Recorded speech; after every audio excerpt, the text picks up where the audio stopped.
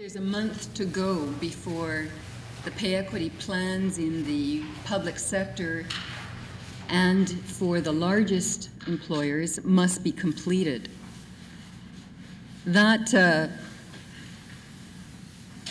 means we should probably take a look at what stage people are at in the process.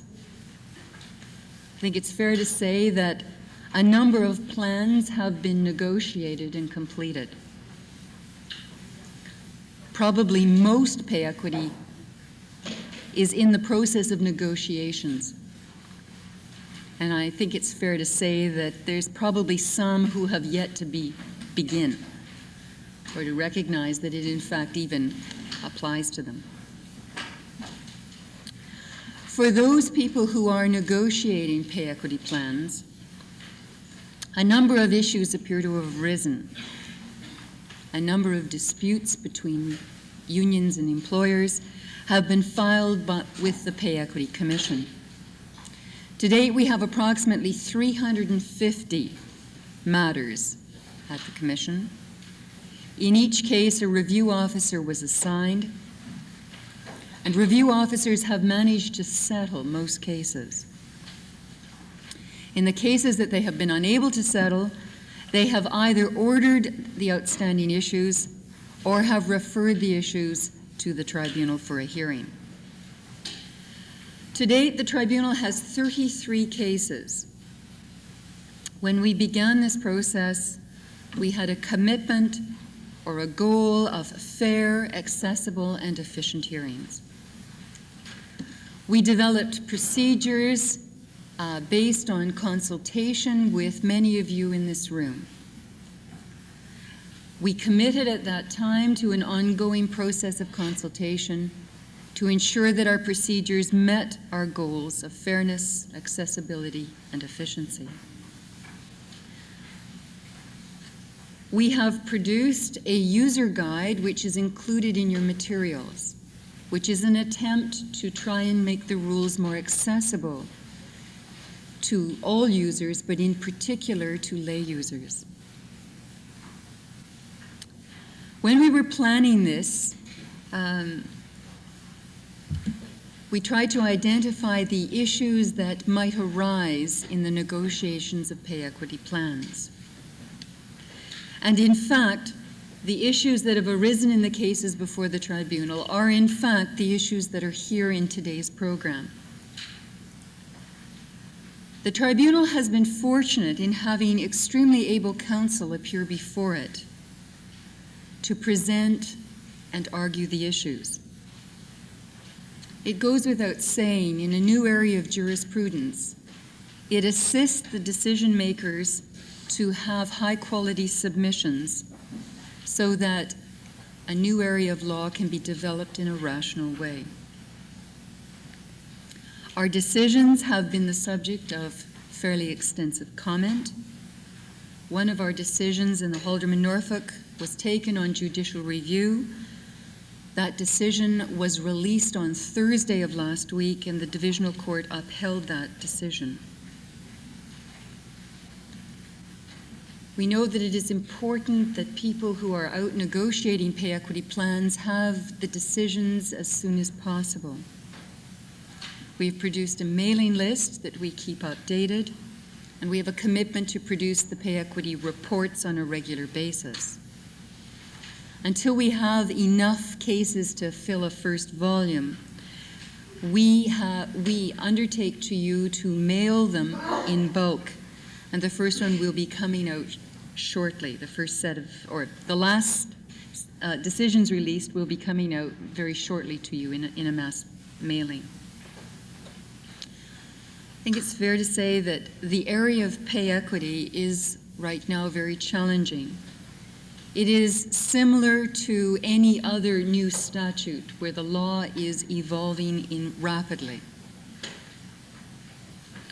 This program then has been designed to set out the major issues or controversies in the legislation. All sides have been represented in the various subjects so that you can reflect on their positions. I look forward to hearing today's presentation. I think today's forum is important, an important part of the continuing development in pay equity jurisprudence. I have been asked to review with you the materials that have been provided. First of all, there's an evaluation form which you're asked to complete and hand in at the end of the day. There is a replacement for Chapter B, pages 28 and 29, and you're asked to substitute those. Bernie Fishbein and Steve Wilson's paper is to be inserted for the 10:45 session. Lynn Bevan's session on, or paper for the unorganized, pay equity in the unorganized setting is loose. There are 2 tribunal decisions dated November 15th and November 22nd, both of which deal with participation in a hearing. There is a copy of the Divisional Court's decision in Halderman, Norfolk, other pay equity materials, and some CUPE materials. The first session then, who is the employer or what is the establishment? The moderator is John Sanderson. John Sanderson is a partner at the law firm of Fraser and Beattie. He has practiced in the field of labor law, representing management, since his call to the bar in 1960. He articled for Mr. Matthews and has had a long and distinguished career. He has written in wide areas in labor law and has written the definitive text on collective bargaining. Today he's going to moderate who is the employer and what is the establishment. John Sanderson.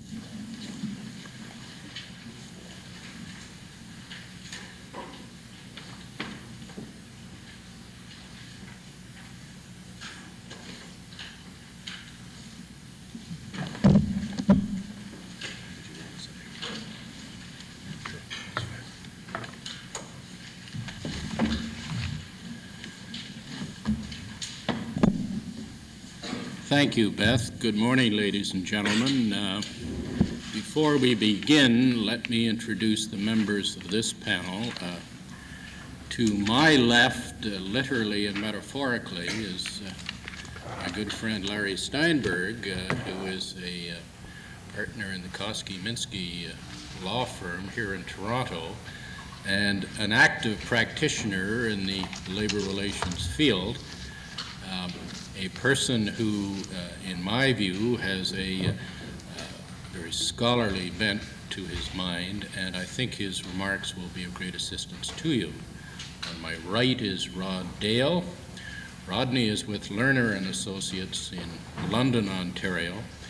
He, too, has an active labor relations practice, primarily on behalf of employers. He also brings to all of us the benefits of a extensive litigation background, and as you'll hear him comment later, that's of great value in preparing the kind of evidence and the scope of process that you have to deal with in a pay equity case. What we propose doing is for me to make some general remarks and observations on the issue that's assigned to us, namely who is the employer and what is the establishment. Then Larry is going to review with you some of the tests that various tribunals and bodies have brought to bear on that particular subject. And then Rodney is going to talk with you about some of the evidentiary problems and approaches that you have to contend with in formulating these kinds of issues from the point of view of evidence. Our intention is to be practical rather than theoretical. Now, I want to begin with a couple of remarks that I think are appropriate they're in a sense a warning to you, that is, those of you who have not participated in any pay equity cases. And the warning is to recognize that this is, rightly or wrongly, a highly emotionally charged issue and forum. There are heightened expectations that have been created with respect to the legislation, and there are a number of client groups who, of course, are looking to the legislative purpose of the Act as a major panacea to the feelings and frustrations and discrimination that they, rightly or wrongly, feel is there.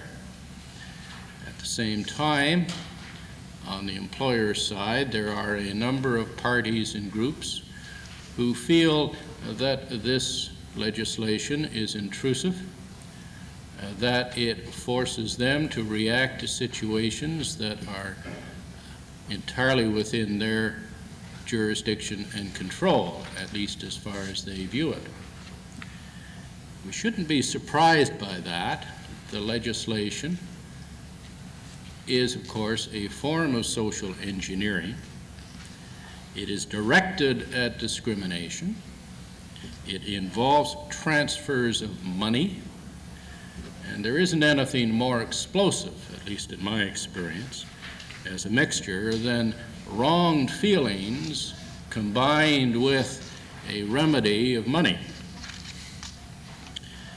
In addition, as we know, pay equity, the results of it at least, threatens existing patterns and relationships between employees, between trade unions and employers, between employees with respect to individual classifications.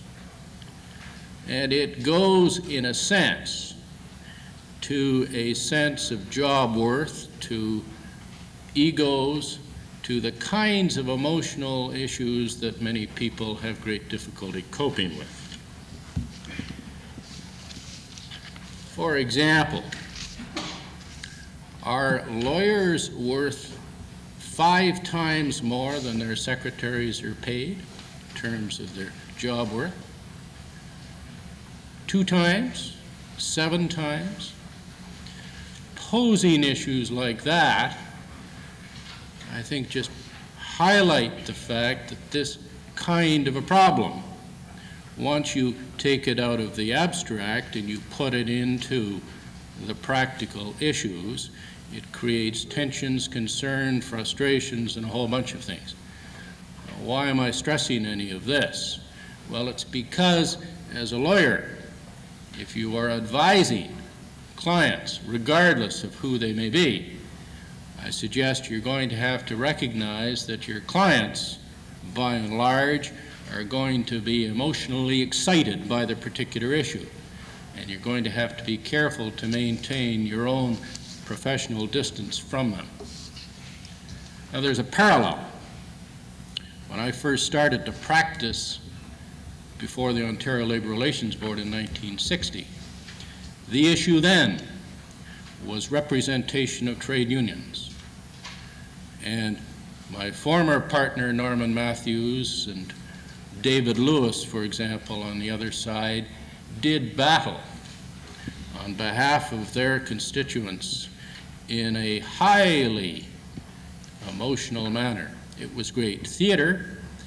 I'm not sure it was terribly helpful to the issues or to the tribunal. But what was instructive about it, as it is here, I suggest, is that the tribunal, in that case chaired by Jacob Finkelman, recognized that time would work its magic and that Western civilization would withstand those kinds of issues, just as it will withstand the issue and problem in respect of pay equity. But the point is, of course, that the pay equity cases so far have been a bit of a mixture. You will find that many of the hearings have been very protracted, very litigious, very aggressively fought, and that's largely the result of the client-driven feelings about the legislation. My point to you is not to argue the merits of that issue or to be in any sense judgmental, merely to suggest to you that the parallel with the proceedings of the Ontario Labour Relations Board is apt. That is, as time goes on and as the parties begin to become more familiar with the tribunal, and the tribunal more familiar with the parties and the issues, and writes more and deals with matters, then some, not all, some of the emotional heat will be dissipated. All right, let's turn then for a moment to the specific issue that our panel is to address. Why is it that you should be concerned with who is the employer? First of all, from the employee point of view, there are two major concerns on that issue. The first is that if you can persuade the tribunal that the employer is someone other than the party that merely pays the wages of the particular people, that is, the traditional labor relations employer, the test being the York condominium case and the matters that Larry is going to be discussing with you, you have a broader range of comparators available to you. You can, in short, go comparison shopping. And therefore, it is to your purpose to broaden the definition of employer in order to provide as wide a number of potential comparators as possible. The second issue goes directly to the pool of money available to make the pay equity adjustments. As you know, there is a 1% cap of payroll, and obviously, if you can find another larger employer, the payroll is larger, the 1% is larger, and therefore there's more money available. So it follows then that from the employee point of view, there are solid reasons to advocate a broader definition of employee. From the employer point of view, the logic works the other way, not only in respect of the issues I've already put to you, but for a quite different reason. Pay equity deals with discrimination with respect to compensation. In a union environment, the existing compensation arrangements, that is, the wages of pay, the classifications, have been structured, have been established by collective bargaining arrangements. Many employers, of course, take the position that since they and the union that they bargained with structured those arrangements, it is up to them to make the necessary adjustments to those matters because they are the parties in the relationship. If you import another party or person into the mix, what you do effectively is you break up relationships. Put simply, if you have an administrative board or body, and the argument is that the metropolitan government of the particular area is in fact the employer because it supplies the money, and that argument is successful, the negotiations then have to proceed between the employer designated under the Pay Equity Act, that's the metropolitan government, and the union. But those are different parties than the ones who negotiated the collective bargaining agreement and established the compensation package that in turn has resulted in some kind of a perception or a reality that it is discriminatory. To extend the point one stage further from an employer point of view, if that happens and the metropolitan government in question is going to have to make the pay equity adjustments and negotiate with the union with respect to those matters, practical reality is such that some politicians, some bureaucrats will say, fine, we'll take over the bargaining for all purposes. And then one has an unholy mess, both legally and practically, as to who is bargaining with who under what statute, and the competing and conflicting tensions under the Labor Relations Act versus the Pay Equity Act. Now, those are some of the concerns that underline this particular problem and issue. There are also some of the problems and concerns that you as an advisor have to deal with in sitting down with your respective clients.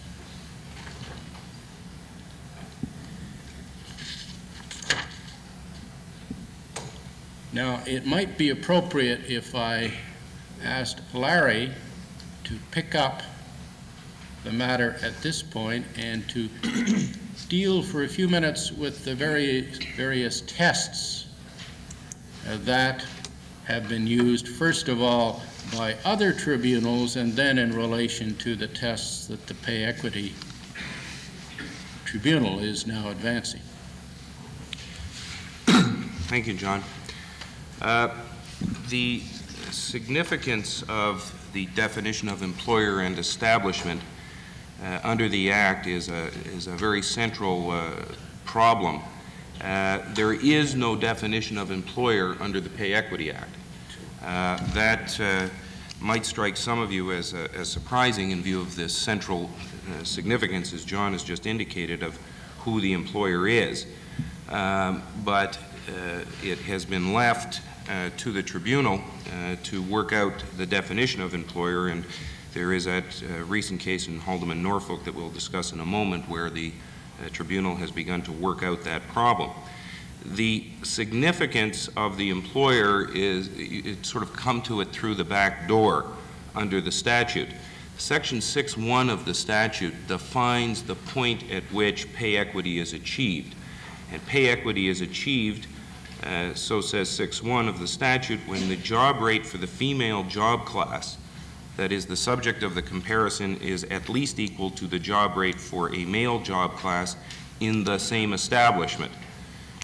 Therefore, it becomes necessary to look at Section 1.1 of the statute, where you find the definition of establishment.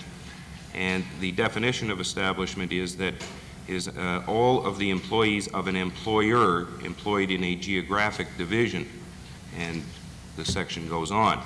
So it becomes significant in defining establishment, and therefore the boundaries within which comparisons are going to be made, precisely who is the employer. And it is one of the distinctions and decisions that have to be made at the outset of the pay equity enterprise. Now, John has just indicated to you the competing interests in the definition of employer. Trade unions and employees generally will want a broader definition of employer so that a greater number of comparison groups can be looked at. Employers, on the other side, obviously want a much narrower definition. The problem, again, is that the statute does not define employer, and therefore we have to go to some of the cases to determine what that is. Now, I think when you boil it right down, to coin a phrase, a rose by any other name would smell as sweet. The fact of the matter is that employer is not a self-evident term. It's not a self-defining term. It's a term that will vary according to context. Each different statute, each different context will necessarily have a different definition of employer, because what you have to do, and as the tribunal did in Hold'em and Norfolk, and I will go through that case with you in some detail, is take a very microscopic view, a very close view of what the statute is designed to achieve. What are you trying to do with the particular statute at issue when you come to define terms like employer and employee? In different contexts, different definitions are going to be found. In the material, I've sort of outlined some of the tests that apply in different contexts. One area, and I think it sort of points up the situation very clearly, is some of the tests in the common law area. There's a reference in there to a decision of the English Court of Appeal in Denham.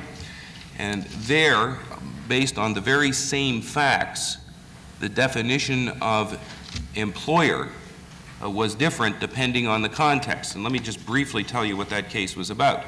And it's not an unusual situation by any means. A company decides it wants some work done on its property. It hires B company to do the work. A company lends one of its employees to B company to do some of the unskilled laboring work.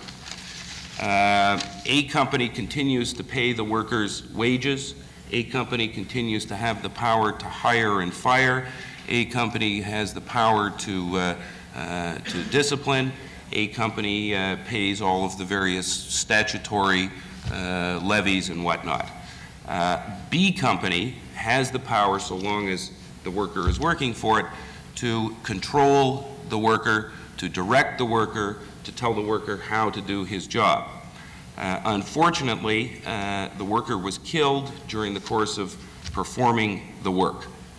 The question became, B company had a couple of insurance policies, and the question was which one of the two insurance policies was B company going to be able to look at. One of the insurance policies covered individuals employed under a contract of service, and the other one was designed to cover members of the public who were hurt as a result of B company. In that case, it was held that the fatally injured worker was not an employee of B company because there was no contract of service with B company. The court focused on the fact that while B company could direct the worker and tell the worker how to do things and what to do, still the contract of service that existed was with the original company because of the power to hire, the power to fire, the power to discipline. It was A company that hired him. Interestingly enough, the court did say, though, that in relation to acts of negligence committed by B company or, in fact, the worker, then B company would have been responsible as, quote, employer. So on the same facts, but for different purposes, the worker was an employee of A company for purposes of the insurance policies, but on the same facts, he was an employee of B company for purposes of general negligence law and liability. And the court said, well, that might sound a little strange to people, but in fact it isn't. And the court said the reason is that you look at what you're trying to achieve. If what you're trying to achieve is control of liability in a negligent sense, well, you look to B company because it's B company that has the power to control how the work is done, the power to say when it is done, the power to say where it is done. Because responsibility in a negligent sense rests with B company, it only makes sense that B company would be held to be the employer. On the other hand, in the insurance context, you weren't trying to achieve that loss, that type of risk determination and liability determination, and therefore it made sense for A company to be the employer. The point of all of that is simply to say that there's no magic in the term or definition of employer. When Hold'em and Norfolk came out, there was a great hue and cry in some quarters about, my God, this test is wrong, it expands definition of employer too wide, and a few other criticisms that you may hear throughout the day. And I was a little surprised at that, because the fact of the matter is as you go through all of the cases and you go through all of the various statutes, the definition of employer varies from statute to statute, from context to context. There was nothing surprising about it at all, in my view. John has already indicated that as mentioned, the York condominium case before the OLRB, where a definition of employer was developed by the board. That is the so-called 7-part test, and we've listed that in the material that you have. As you go through the 7 parts of that test, who exercises direction and control over employees, who bears the burden of remuneration, who imposes discipline, who hires, who has authority to dismiss, who is perceived to be the employer, and does an intention to create the relationship of employer-employee exist. As you go through those tests, surely most of you know the provisions of the Labor Relations Act, again, that is a definition of employer that makes a whole lot of sense to me. In fact, in some ways it may be too narrow from my point of view, and I'll point that out in a moment. But the purpose of the Labor Relations Act is to promote collective bargaining. If a certification application is successful, then it is the employer who you will meet at the bargaining table. The elements focused on by the Labor Relations Board are rational when you consider what the end of the process will be, and that is collective bargaining. The person who exercises those types of functions is the person more often than not that you want across the table from you if you're going to sit and negotiate an agreement. That is the person with responsibility. That's the person who is going to be affected. That is the person who's the contact where employees are going to feel the pinch more. That's the individual that they need to have across the table. So the OLRB definition, again, is tailored and focused in the context of the purposes of the statute. The Workers' Compensation Act obviously has another definition of employer. One section that's not reproduced in the material is section 11K of the Act, and you should make note of this, which has a fairly broad definition, generally speaking, of employer. And that is any person having in the person's service under a contract of hiring or apprenticeship, written or oral, express or implied, any person engaged in any work in or about an industry. Now that's a very, very broad definition of employer compared to some other statutes and other situations. The definition is further refined in section 9.1, which is reproduced in the material, which is a situation involving a number of different employers on a job site, and it is a deeming provision. If you have a general contractor, for example, who subs work out to a subcontractor, and the subcontractor, for one reason or another, has either has not been paying assessments or is not plugged into the Act, Section 9.1 deems the principal employer to be the principal contractor, rather, to be the employer. And this is an employer, remember, who has absolutely no connection to the employees involved. They're direct employees of the subcontractor. The principal contractor neither pays, directs, hires, fires, or has any control whatsoever over the employees of the subcontractor. Yet the statute has a definition of employer that is completely counterintuitive to what most of us would think an employer or a proper definition of employer would be, and yet because of the nature of the workers' compensation statute, that is to take out of the civil litigation process injuries to workers and to impose an assessment process on employers, that is the definition that the legislature has deemed necessary. Again, totally different, totally unconnected to any of the other definitions of employer, but designed to achieve the purposes of the statute. And you can argue, I mean, these are value judgments as to whether you think it's correct or not correct. All the point simply is that from a legal process point of view and a legal interpretation point of view, there are different definitions. The Employment Standards Act has as well a definition of employer that is far broader than some that you run into, and very broad, in fact, compared to if you look to the factors that the OLRB, for example, considers under its statute. And again, the reason for that is, I would submit to you, focused on the nature of the statute itself and the goals that the statute is designed to achieve. We now come to Hold'em and Norfolk, which is the Pay Equity Tribunal's contribution to the area of definition of employer under its statute. And as Beth mentioned, that decision was upheld on judicial review just last week by the divisional court. Now, I must say that when you read Hold'em and Norfolk and you look at the legal analysis there, it's just further proof to me that you don't have to be a lawyer to write an awfully good legal decision. It was an incredibly, in my view, well-reasoned, legally correct approach to the interpretation of the statute. The tribunal was faced with the difficulty of trying to determine how extensively to define employer under the Act. The Nurses Association, who was the Ontario Nurses Association, represented a group of nurses in the employ of the regional municipality. They wanted to include the regional police force as part of the broader definition of employer, to include them in, obviously, in order to make the broader comparisons that John referred to. That was resisted by the regional municipality as well as the Board of Commissioners of Police, who said, no, we're a separate freestanding employer.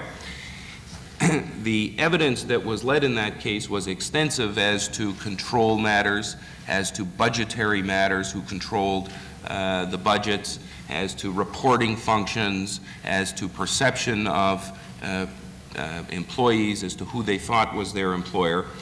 And the tribunal, in the course of its decision, looked at a number of factors in coming to the conclusion that the broader definition of employer was the correct one. It looked firstly carefully at the nature of the statute and determined that it really was an anti-discrimination type of statute designed to remedy systemic discrimination, gender discrimination in compensation systems. That has an impact in terms of how the statute is going to be interpreted. And it's going to be interpreted in a large and liberal way and that will focus very clearly on the goals inherent in the statute. What are we trying to resolve? What are we trying to achieve under the statute? Similar to human rights legislation. The tribunal determined that it was also a labor relations statute, but with a difference in the sense that it was a statute designed to focus very carefully on the content of the deal that was reached in certain areas, very dissimilar to the Labor Relations Board, which really is more concerned with process. We don't really care, subject to a few exceptions, what you put in your collective agreements. We're not going to regulate that. This statute's very much different. It determined that in adopting or in approaching the question of who is the employer and what is the establishment, it was going to adopt a flexible approach, certainly at the outset, because it was a new statute that was going to require careful interpretation and incremental additions or, in fact, perhaps deletions from the test as time went on, as experience was gained. But certainly at the beginning, a flexible approach to interpretation was going to be adopted. The tribunal then looked primarily to the Ontario Labor Relations Board tests to see whether they made sense in the pay equity context. And the tribunal, correctly in my view, said, well, there are elements that we can adopt for pay equity purposes, but there are elements that are just not suited to the pay equity statute.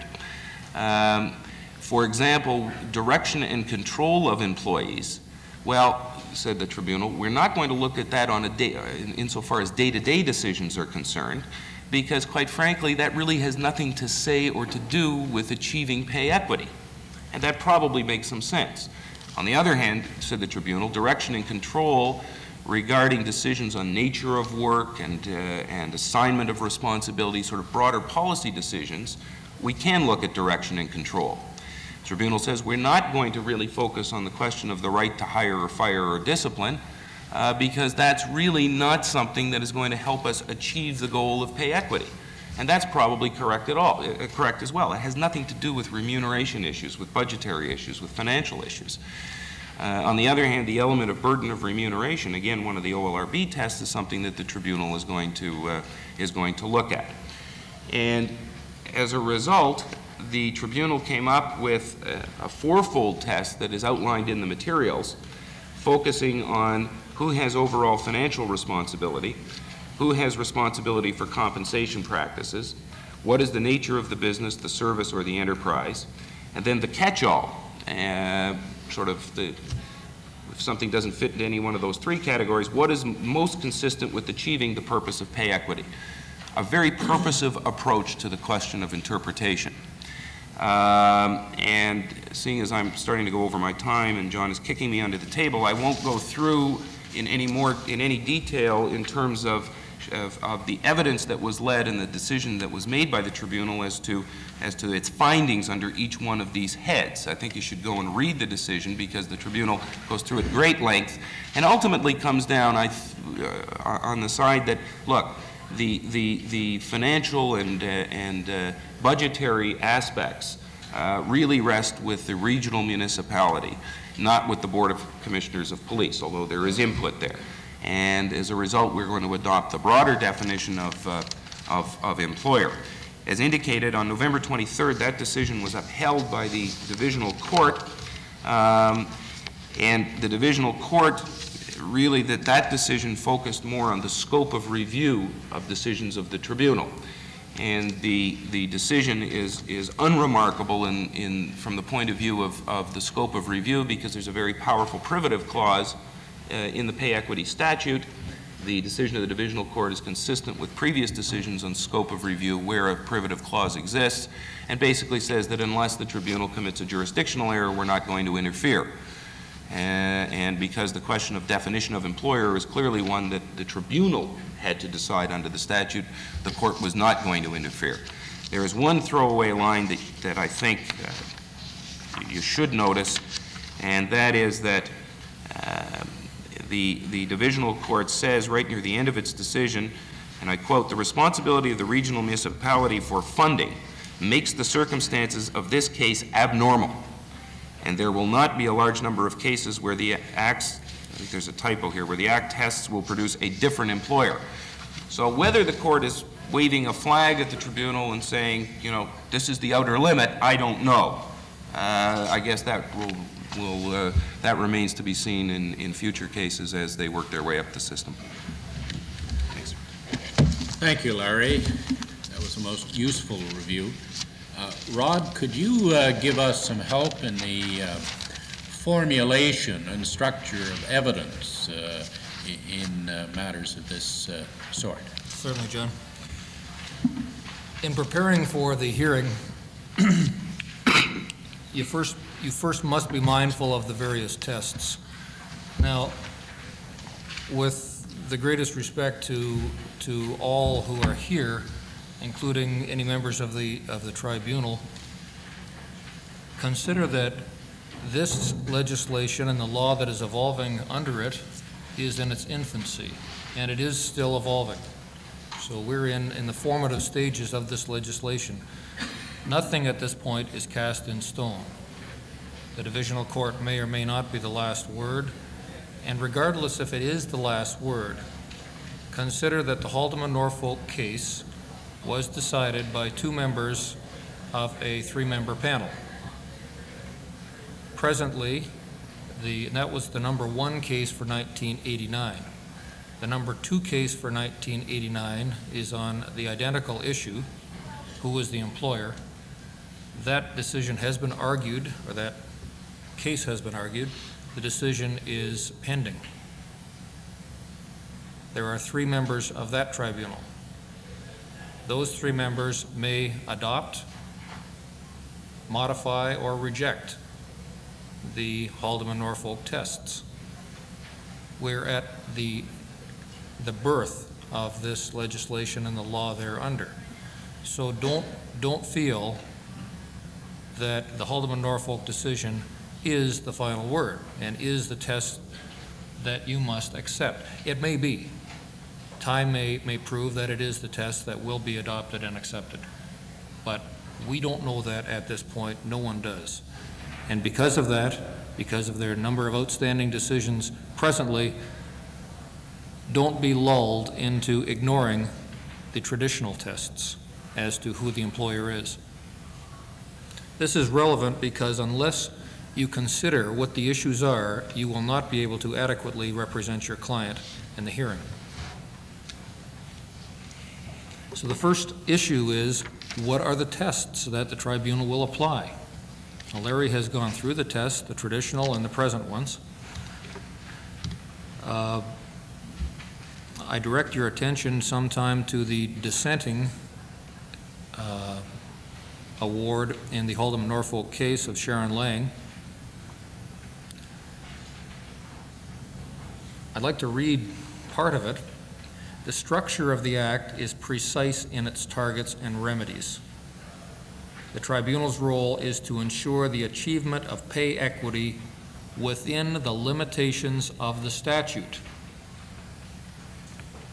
As one of the speakers has already indicated, this legislation is not intended to be a panacea to cure all social ills, and in particular, to be a panacea to cure gender-based wage discrimination in Ontario. It'd be wonderful if it could, but that is, although it may be its overall intention, it in its wording does not provide the tribunal with that power. Sharon Lang recognizes that in her decision. The structure of the Act is precise in its targets and remedies. The tribunal's role is to ensure the achievement of pay equity within the limitations of the statute.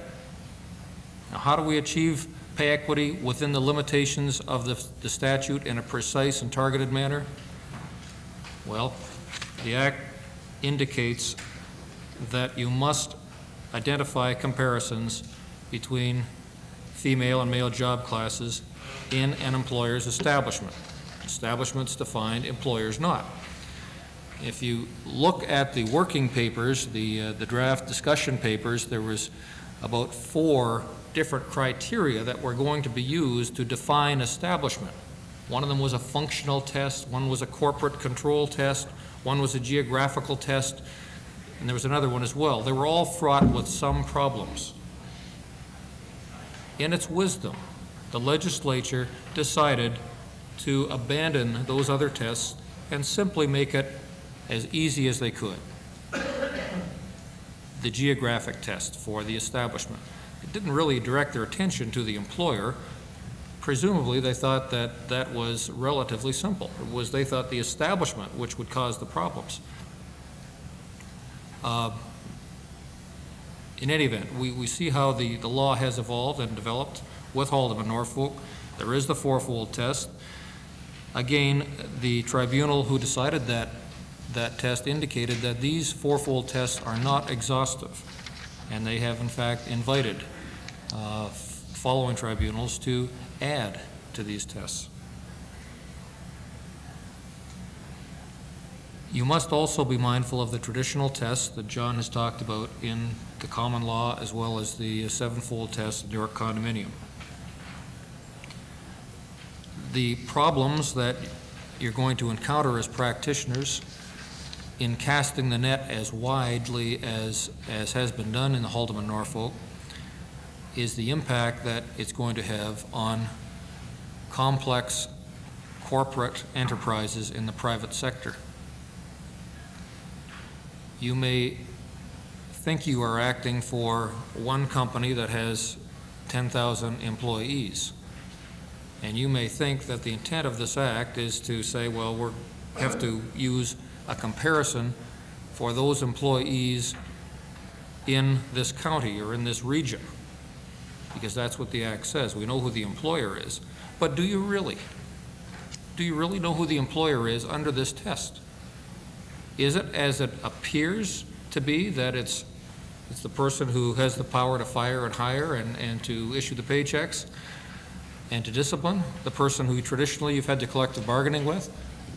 Or is it that company's twice removed parent organization, the giant mega corporate conglomeration that really controls it?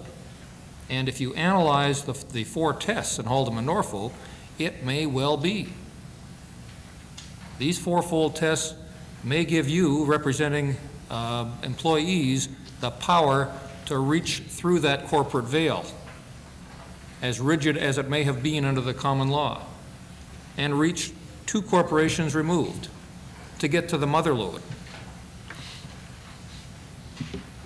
That is the type of repercussions that you, representing the employees, can explore under the Haldeman Norfolk decision.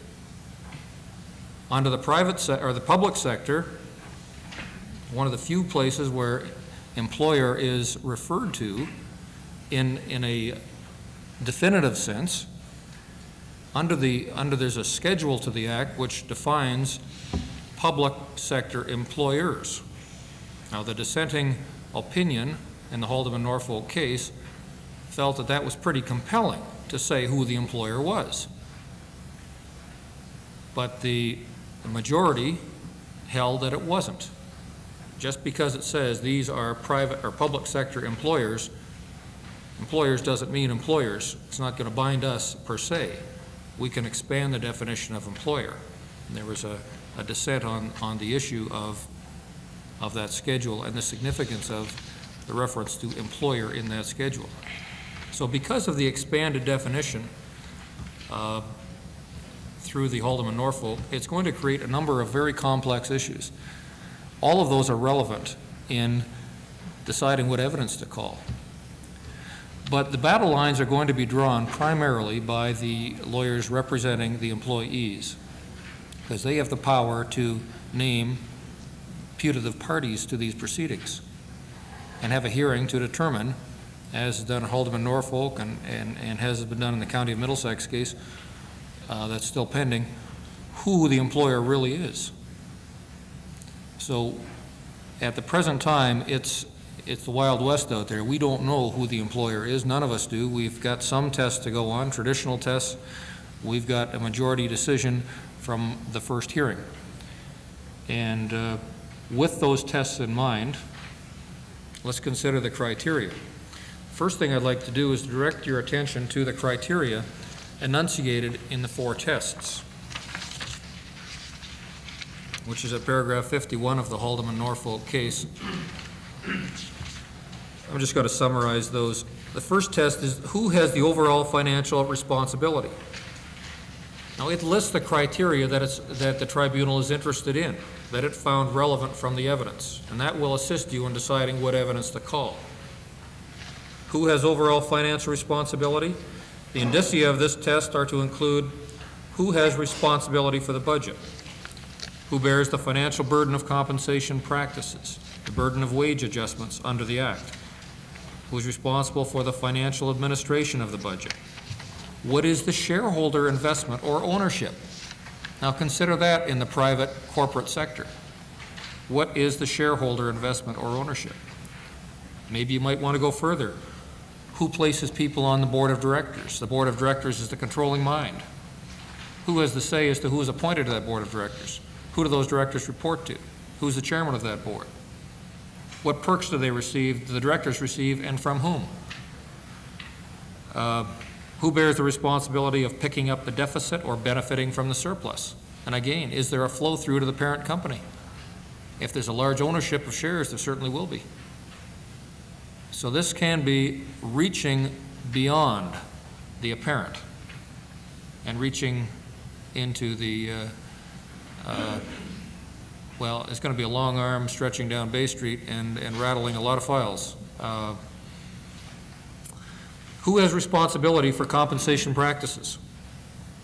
Who sets the policy for compensation practices? Who attaches the value of job?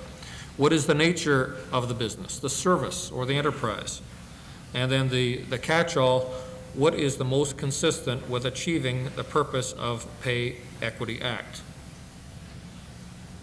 Now, the dissenting award in Haldeman Norfolk didn't disagree with these 4 criteria.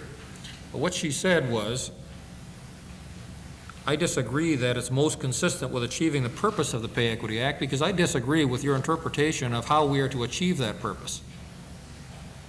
We're limited by looking at the employer's establishment, whereas the majority said we're going to encompass a wide definition of employer. So with those criteria in mind, and with the other tests, traditional, common law, and labor relations, consider some of the following. I'm going to review a checklist with you as a practical matter, what you should do once you're mindful of the issues. You must select an advisor with your client, a knowledgeable advisor who you can relate to and review this checklist or a similar checklist with.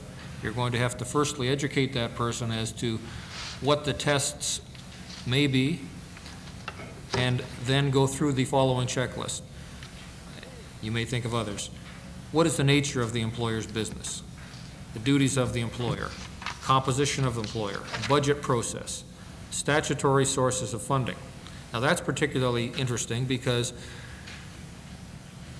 if you apply the same tests that were applied in Haldeman Norfolk, why can't you bring in the provincial government? And if you think about it and analyze it in detail, consider those sources of funding, why not bring in the provincial government?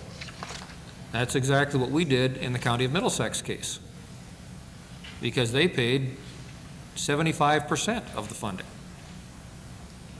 They had members on the board. They had a say in what went on, and as much or more so than many other people in the County of Middlesex and the City of London. Why not bring in the province? If we're going to muddy the waters, let's open it wide. See, you can, as employers, add parties as well. Consider that, and when you're analyzing it, consider if it's in your interest to do so. Because sometimes you can demonstrate the absurdity of, and I'm not suggesting for a moment that anyone's position is absurd, but sometimes, I mean that sincerely, sometimes you can demonstrate the absurdity of someone's, if you take their argument to its logical extension, say, fine, well, let's take that to its logical extension, and it leads to the province, we're bringing in the province. And you do it, and then the tribunal's faced with, well, what do we do now? Do we make the province of Ontario, they match the test more than anybody else does? Do we have to make them the employer of all public sector people because that's where all funding ultimately comes from, or the feds? You can do some interesting things if you think about it.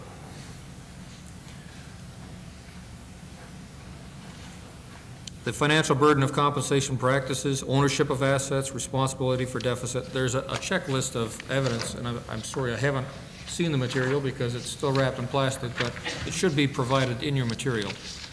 And that is what to consider, that checklist of evidence, what to consider with your advisor. Now, once you've considered those things with your advisor,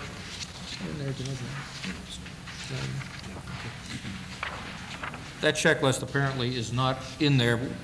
We'll have a copy hopefully sent to all of you. It's issues that ought to be considered with your advisor, regardless if you're acting for an employer or employee.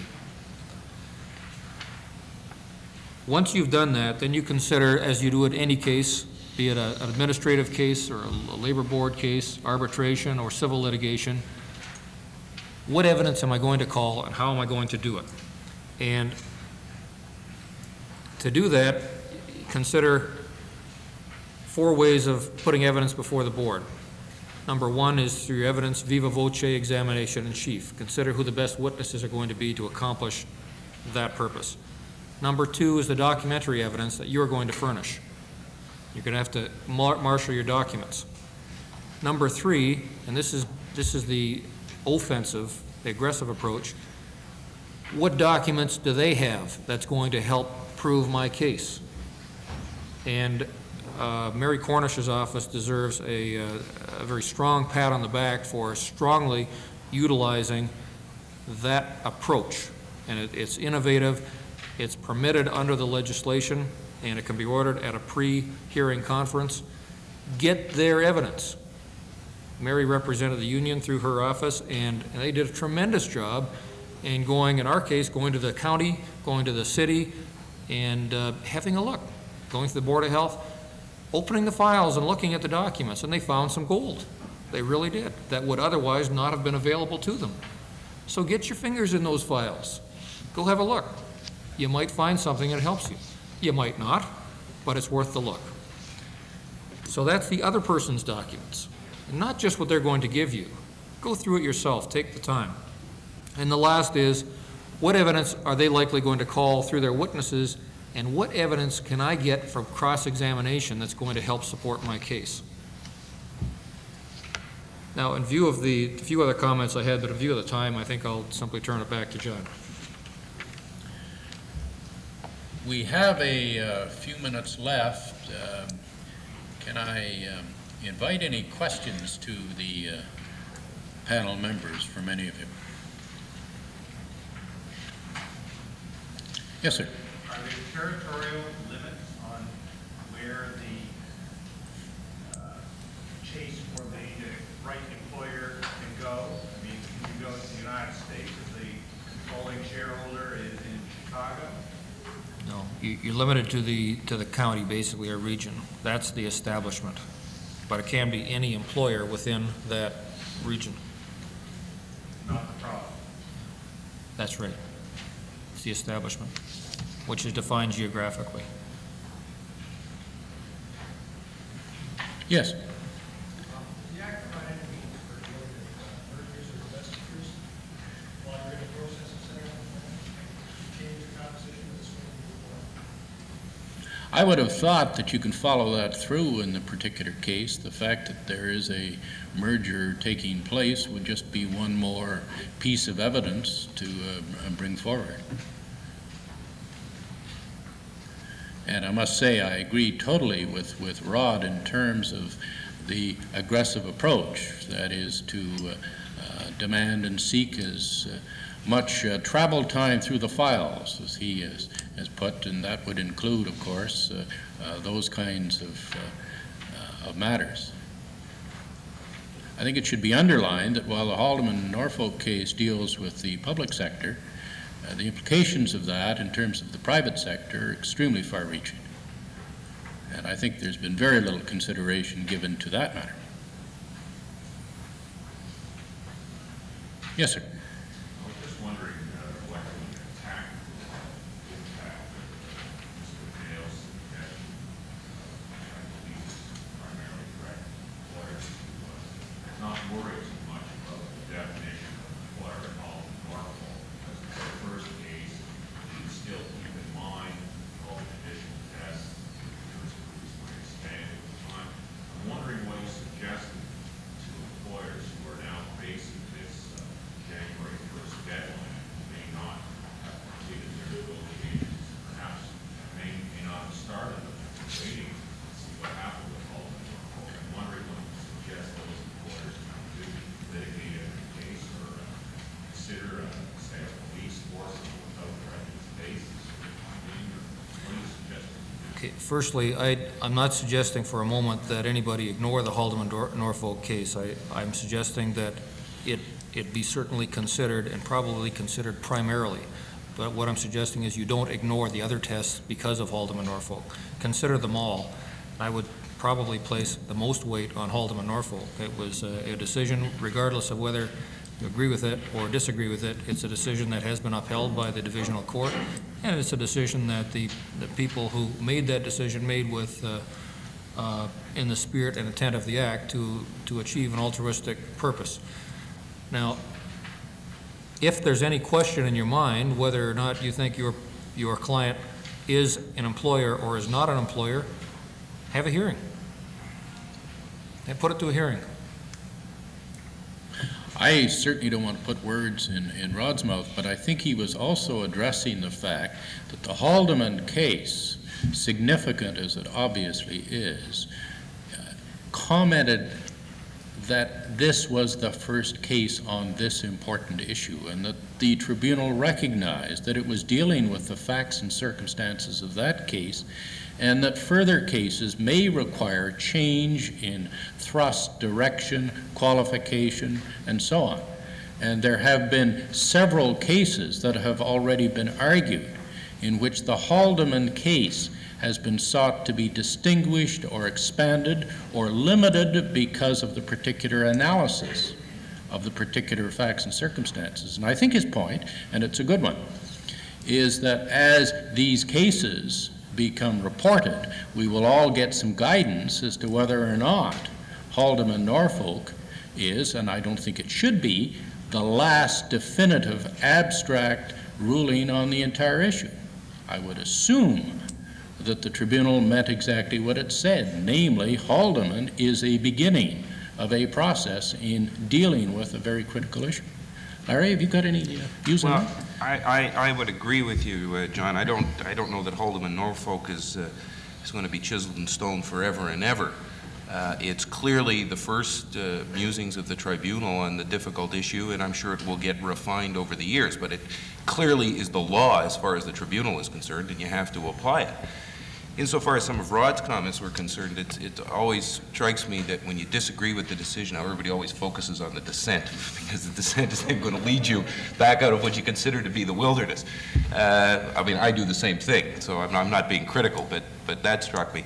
The other thing is that you know, Rod was talking about sort of reaching through the corporate veil to get to the mother lode. I mean, I know in a labor relations context how frustrating it has been for me, for example, sometimes in negotiations, to be sitting at the table with an employer who has no control over the purse strings, and yet for the purposes of the Labor Relations Act, this is the person who I can compel to be at the other end of the table, whereas the paymaster who is controlling the flow of funds is not somebody I can compel to have at the table.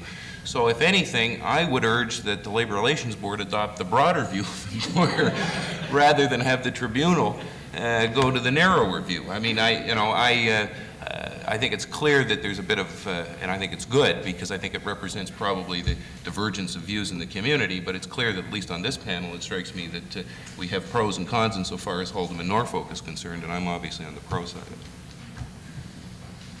Yes. How might this affect the definition of employer for contract employees? I'm not sure I understand your question.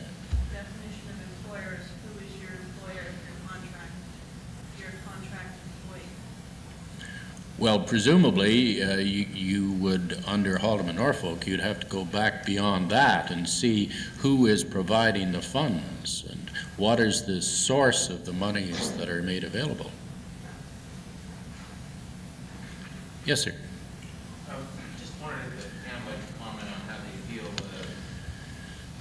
negotiations are going to wash in a situation like Haldeman Norfolk, given that you have employees bargaining under two separate statutes, different bargaining units.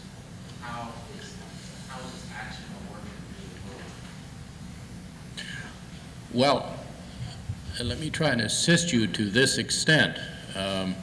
There has been argued, at least one case, and the same matter may have been addressed, I don't know this, in Rod's case, namely, how does one reconcile the notion of collective bargaining negotiations with negotiations under the Pay Equity Act?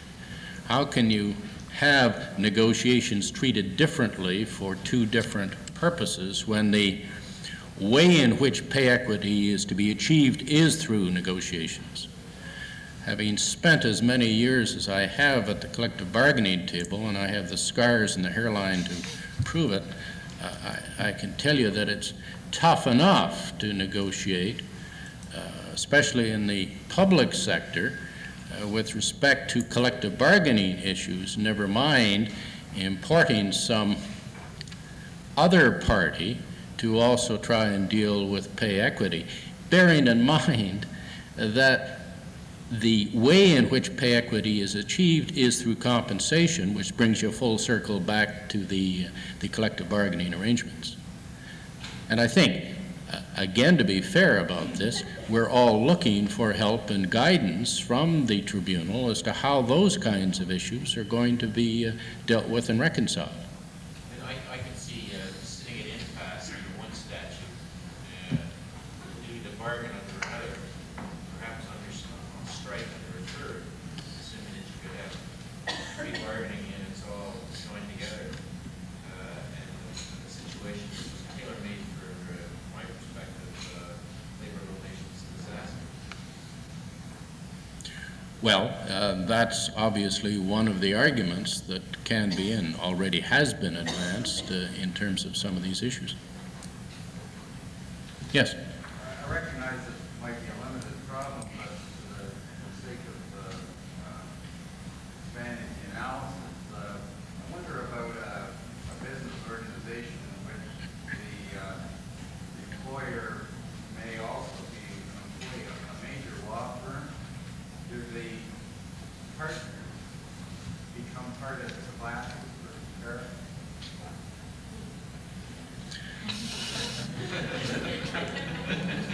I would think if Haldeman Norfolk is going to be taken unqualified, the answer is yes.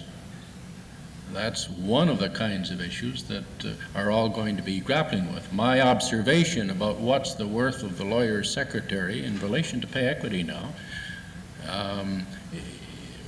was made not in jest, but in relation to exactly that kind of issue.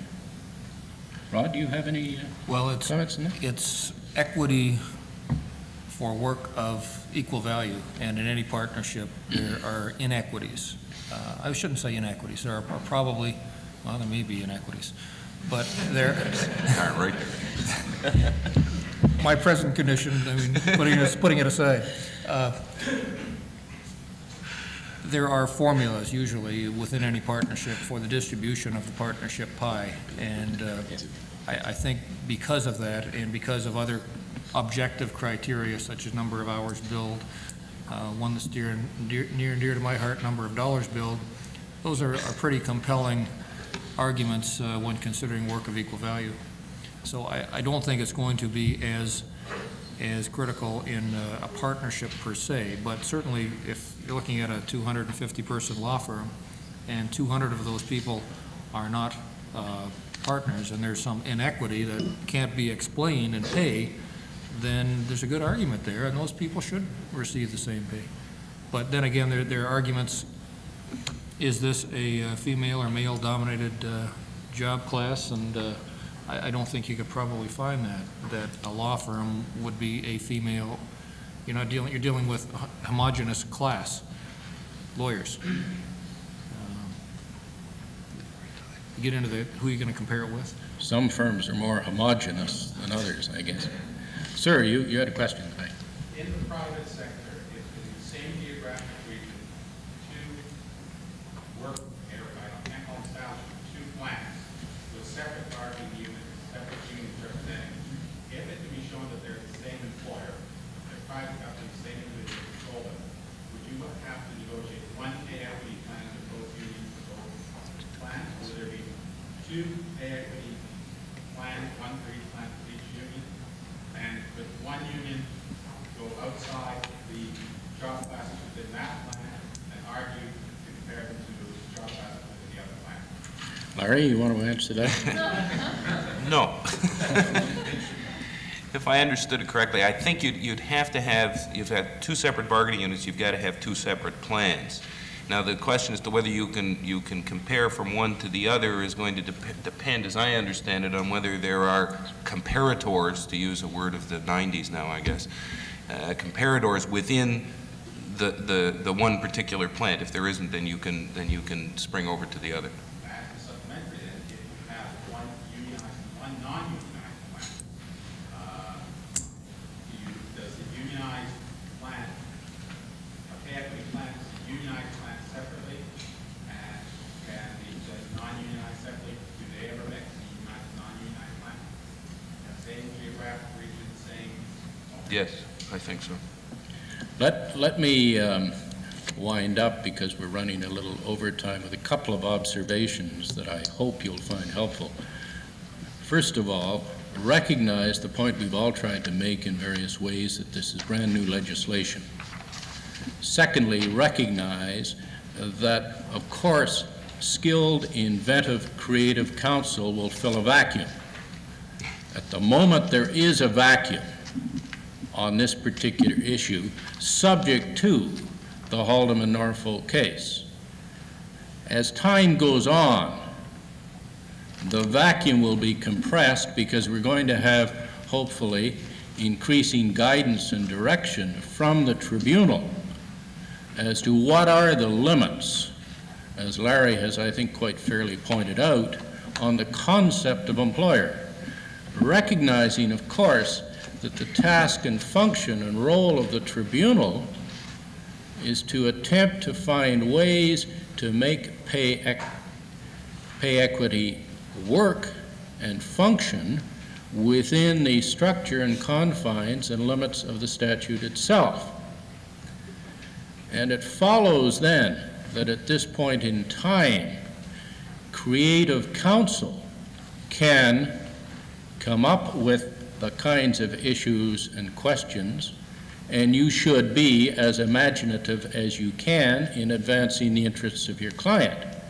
However, it is equally true that you're going to have to do your homework and to keep up with what will be an increasing rush of cases as the various decisions that have already been dealt with by the tribunal, in the sense of evidence and argument has been heard, are then articulated through the reporting system that Beth has described. So it would do you good service, and certainly your clients good service, if you continue to monitor the cases as they flow out from the tribunal in dealing with this very critical subject. I'd like to thank Larry and Rod, and thank you for your attention. Thank you.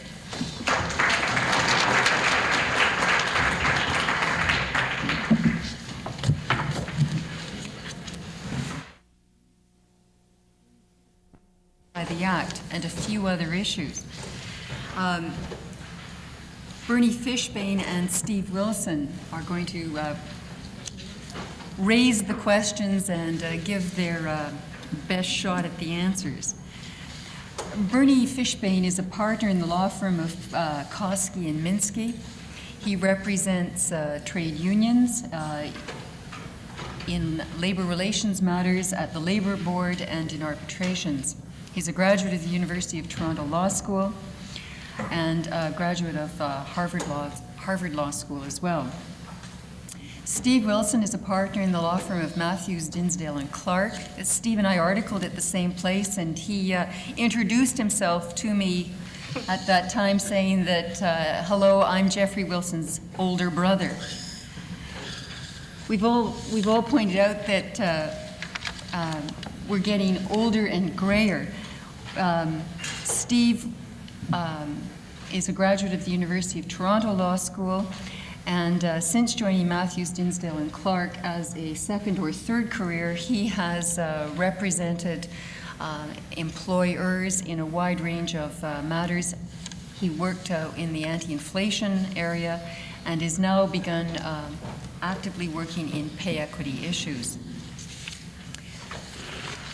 Thank you. So, Yes, I'm starting. And finishing. I spoke recently at a pay equity seminar, and they handed out before the seminar a guide to speakers and how you should speak and how to capture the audience's attention. And one of the suggestions was to open with a joke, and I didn't know any pay equity jokes, so I phoned a friend, and I won't tell you now whether the friend was a proponent or an opponent of the act. And I said, I have to speak, and I need to open with a pay equity joke. Do you know any pay equity jokes? And the person said, have you read the act? Now, I tell you that story not just for the wonderful laugh it elicited, but because to speak as nonpartisan as I always try to do, the Act, from the viewpoint of a mere technocrat or an advocate, the Act leaves a lot of gaps that both Steve and I will try to highlight as we take you through the fascinating topic assigned to us, and is your client covered by the Act? And I could be glib and just read you Section 3 and leave.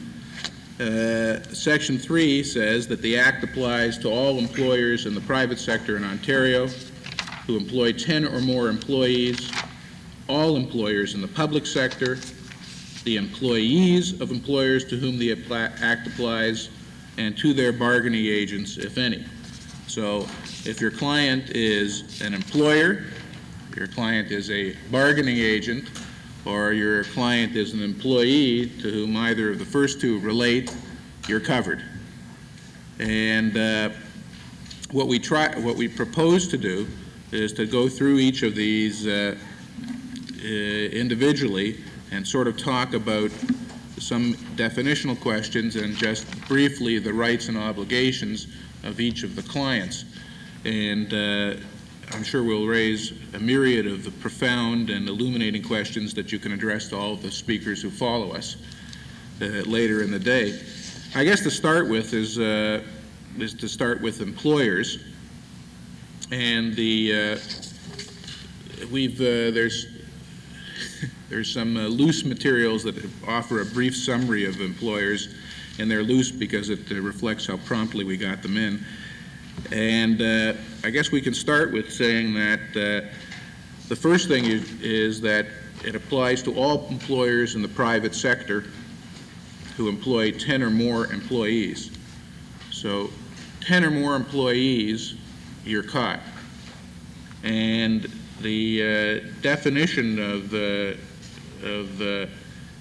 10 or more employees is covered by Section 3.2 of the Act, and that means that anybody who employs 10 or more, even if that number subsequently falls, is still caught, and it's 10 or more as of the effective date, which is January 1, 1988. And then it catches all employers in the public sector. And the public sector has a much broader definition than you would otherwise assume, and it's explicitly covered by a schedule to the Act that lists all of them. And I think you'll note in the materials there were just some that caught my eye that I don't think most people would normally think of as being public sector employees. For example, CJRT, the radio station. And there are a number of others, and so you need to look at the Act. Then, to having determined that you're an employer who's covered, there are two different kinds of employers. I guess the first thing I should say before we distinguish between the two different kinds of employers is that all employers are obliged to comply with Section 7 of the Act, and Section 7 of the Act is the section that creates the obligation to achieve pay equity. Or more explicitly, it's to establish and maintain compensation practices that provide for pay equity in each establishment. And there are then, and that I should add too, that obligation is immediate. The obligation created by Section 7 arose on the passing of the Act. Then, as I said, you're subdivided into Part 2 employers and Part 3 employers. Part 2 employers are all employers in the public sector. Again, that schedule, CJRT, all those people. And all private employers who employ 100 or more employees on the effective date. And all Part 3 employers who opt in, that is, voluntarily post notice under Section 19 and create a plan under Section 20. Okay? The obligations on Part 2 employers, and we'll talk later, assuming we don't run out of time, as to why someone who is a Part 3 employer might choose to opt in and become a Part 2 employer. The obligations on all Part 2 employers is to post pay equity plans. It is only Part 2 employers who have the obligation to post pay equity plans. And you should recognize right away that the obligation to post a pay equity plan is an independent obligation from the obligation contained in Section 7 of the Act to achieve pay equity. Okay? The posting of the plan, there are mandatory posting dates, and they're set out in Section 10 of the Act, and the mandatory posting date varies depending on the size of a Part 2 employer that you are. It's January 1, 1990 for all public sector employers and for all private employers who have greater than 500 employees. There is then January 1, 1991 for private sector employers between 100 and 500 employees. The year after for Part 3 employers in the private sector who opt in and have 50 to 100 employees, and the year thereafter for Part 3 private sector employers who opt in who have 10 to 50 employees. There is also, for Part 2 employers, set mandatory first compensation adjustment dates.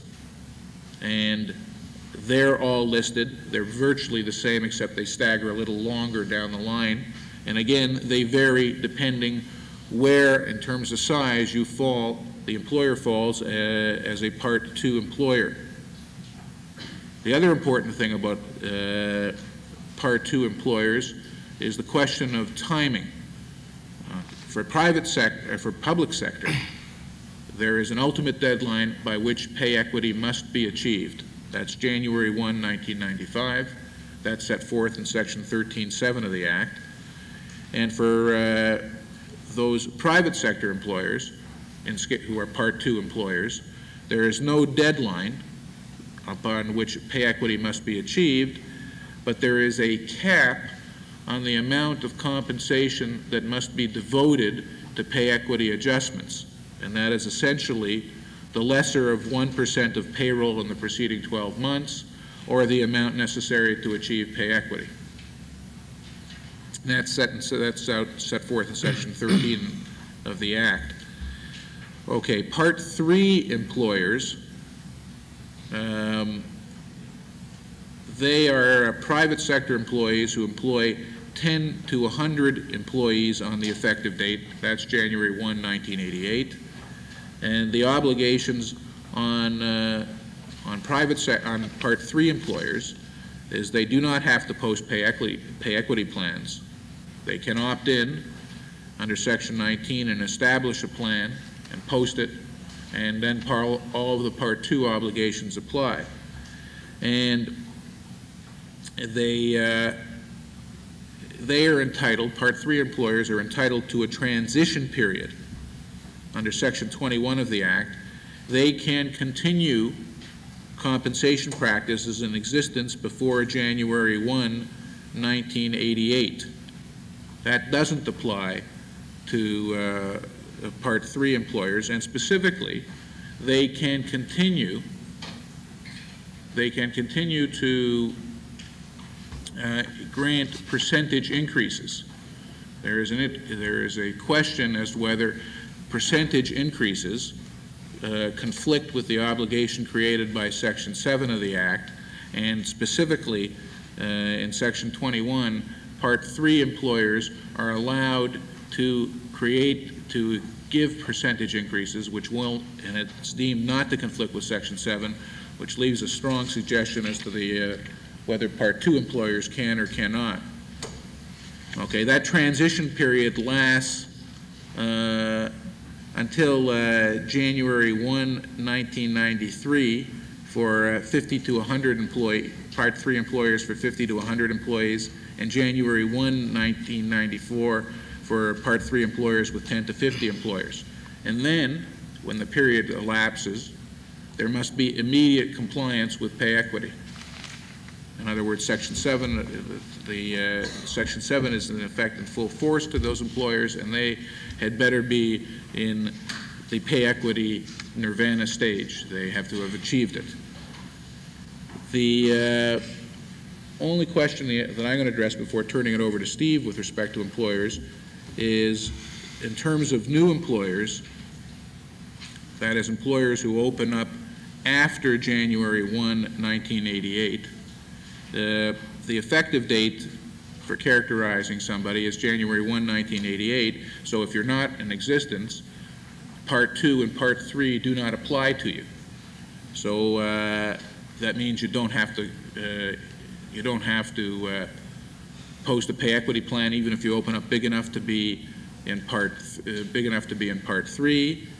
You don't have a transition period if you're small enough to be in Part 2, but you have to be immediately complying with Section 7.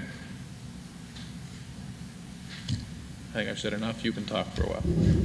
It struck me for the first time, excuse me, while sitting up here with you, that we resembled those two movie critics. And you know which one he is. Well, that was very helpful, Bernie. Those numbers set it up clearly. In talking about the numbers, we get immediately to Haldeman Norfolk, so I have to deal with that to some extent. Mr. Dale this morning, as you heard, analogized that decision to the birth of the legislation. I think some, no doubt, will feel it's more akin to that old-fashioned step that precedes birth. There are divergent views of Haldeman Norfolk. Larry Steinberg felt it to be a fabulous decision written by a non-lawyer yet. A certain chicken-egg logic there. Mr. Dale thought it perhaps, as you heard, to be just one step that will be amended as time goes on. The court, as you will read, found it to be a decision which it might not necessarily have arrived at itself, but there you have it, and then gave us that wonderful dicta that it will not probably be something that's followed a lot. I'm reminded of, there's a case which I've forgotten, but I remember it being described so aptly as the appellant girded his loins, set out on the strand seeking justice, and all he got was dicta. Well, that is an interesting piece of dicta because, as Mr. Dale says, he doesn't think, or let me rephrase it, he thought it would be an absurd result if the province became the employer. That would push the logic of that case to the extreme, I think he was trying to assert to you. I think that it's not absurd at all. I think that is the only conclusion of that decision. And I think it's consistent with what's been going on in the public sector for the past 23 years. I mean, if we go back to the mid-60s, you will see the beginning of a line of thought that says there is an invisible hand of government behind hospitals, which then got picked up in nursing homes, homes for the aged, scheduled institutions under the Development Services Act, municipalities, and have it as you wish. That there is that government funding body that's there, and therefore we don't have to consider these parties, these employers' ability to pay. The Haldeman Norfolk decision, as Mr. Steinberg would put it, rests the employer status on the funding body, and I think that is what the decision does.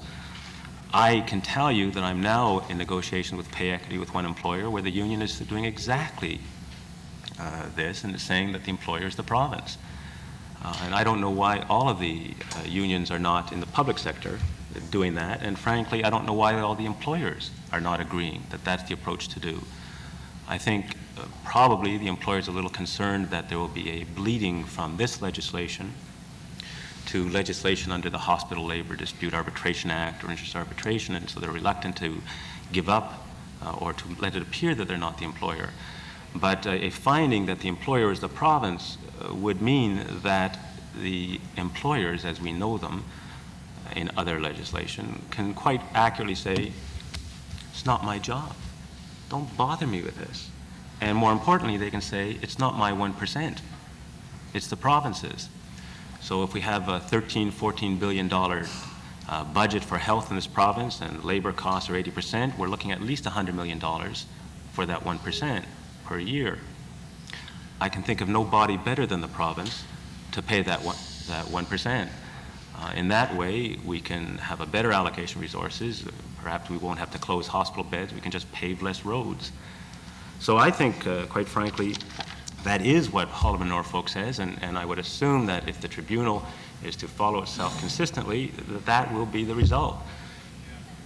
So that's, for me, that's one of the beginning places in this act, determining who is the employer. And I address you, as does Bernie today, with the understanding that the question that you're asking yourself, at least with respect to this part of the session, is, what do I tell my client? Now, I mean, I don't know who your client is, obviously, but we will break it down between employer, union, and employee. But I think that's one of the first places you have to look at. The second thing that we would look at, or I would look at, is whether you're under Part 1 or Part 2, or Part 2 or Part 3, rather, and that's the number game that Bernie has gone through with you.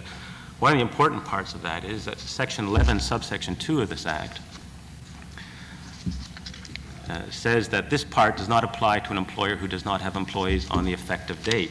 And the effective date, of course, was January 1st, 1988. So if your client did not have employees on Jan 1, 1988, then 11.2 doesn't apply, or applies, and Part 2 does not apply, which means that the 1% limit does not apply to you.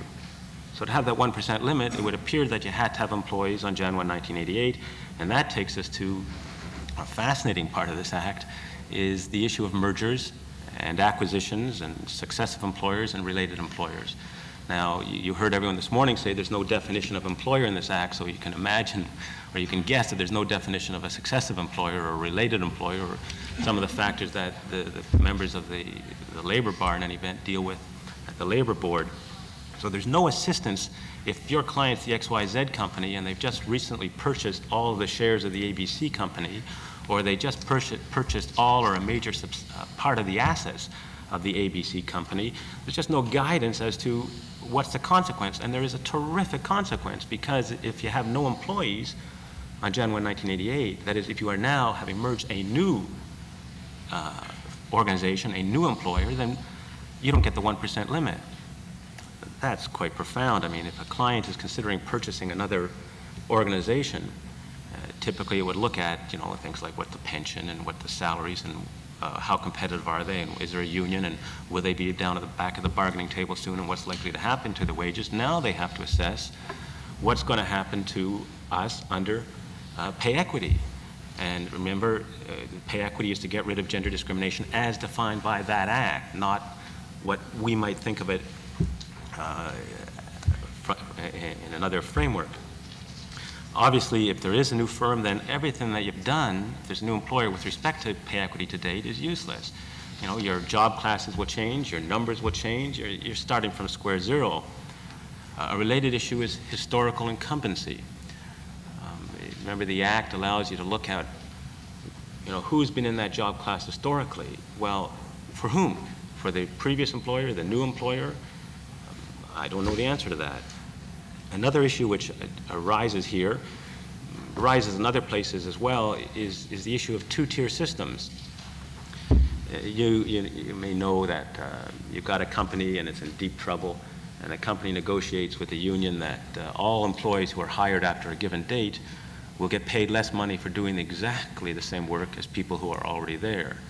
So you got your job classes there now who get $10 an hour, and the new people will get $8 an hour. So too, if you have a merger, you may have a situation where you've got some $8 people and $10 people, or job classes, and they're doing exactly the same work. I would think that that's a seniority system. You know, if you're hired after a given date, then that's a seniority system, and under Section 8 of the Act, those differences in compensation are not going to be caught by the pay equity legislation. It's after a given date, that's what seniority is. I can tell you that that's not what the hotline is saying from the Commission. They're saying that for there to be a seniority system, there has to be movement through the grid. I don't see where that's in the legislation, and quite frankly, I'm not terribly upset about it. It's neither for employers or against employers. I think it will work against the female job classes, because if there is a newly created male job class that's getting $8 an hour for doing exactly the same work as a male job class getting $10 an hour, then the $8 comparator becomes where the female job class has to go for. That doesn't seem to me to be what the Act is all about, and that practice is certainly not what happens with Section 33 under the Employment Standards Act. Let me just put this merger issue into a more direct perspective for people here. I assume many of us here are lawyers. I feel it. No one's thrown anything at me. If the A, B, and C law firm merges with the X, Y, and Z law firm and becomes the AX law firm, then the AX law firm was not there on January 1, 1988. 11.2 says, therefore, that AX must have pay equity immediately. You might address that to one of our illustrious speakers this afternoon who was at the ABC and joined the XYZ to become the AX. Mr. Sanderson, of course, we can say he's just part of a larger firm that was there in January 188. What the Ontario report says is Canada's leading labor firm. I think with respect to this aspect of the discussion, that when you address your clients with mergers and acquisitions, you must very, very carefully consider the consequences of that 11 sub 2. We've almost used up all our time, and I want to just, there's another focus to this too in terms of who your client may be, because I have very few clients who are actually employers. And there's some interesting questions here if your client is a trade union. First of all, there's a definitional question. The Act doesn't really speak of trade unions. It speaks of bargaining agents.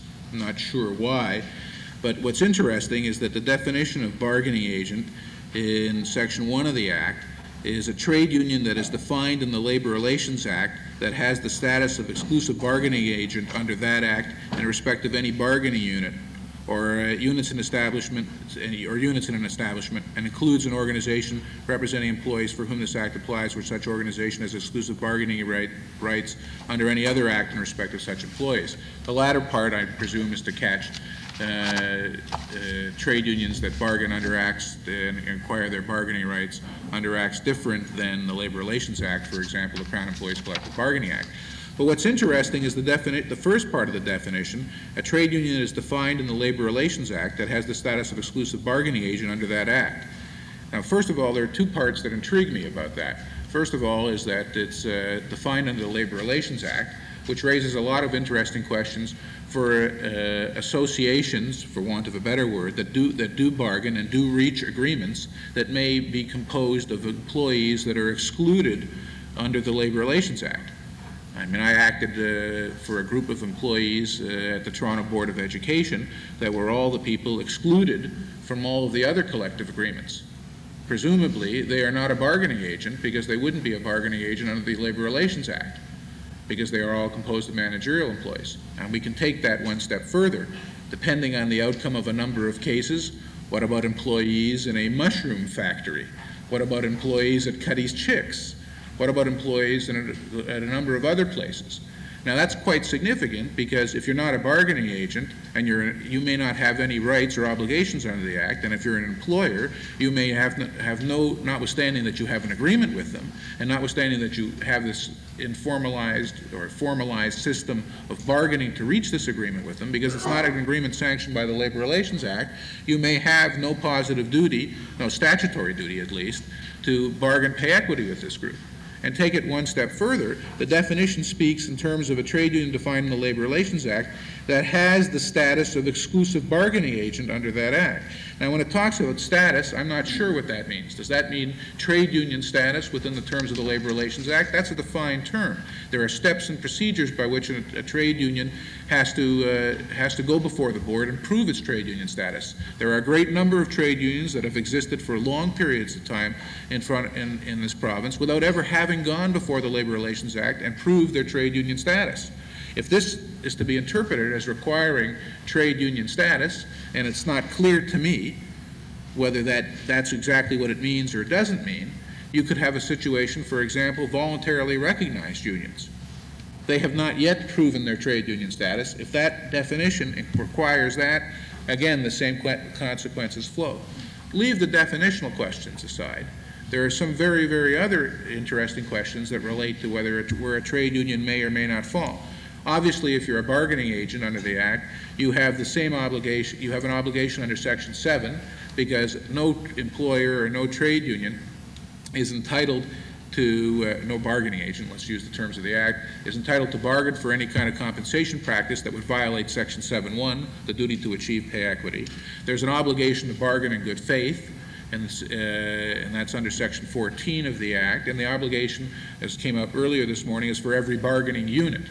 Now, what's interesting to me is that an agreement, and this comes up in a number of other places, an agreement reached between the bargaining agent and the employer, the plan that's agreed between them, is deemed to be approved by the Commission.